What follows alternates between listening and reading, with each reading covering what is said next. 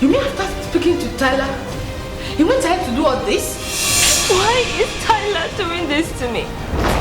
Now tell me all I need to know about that guy. Right now!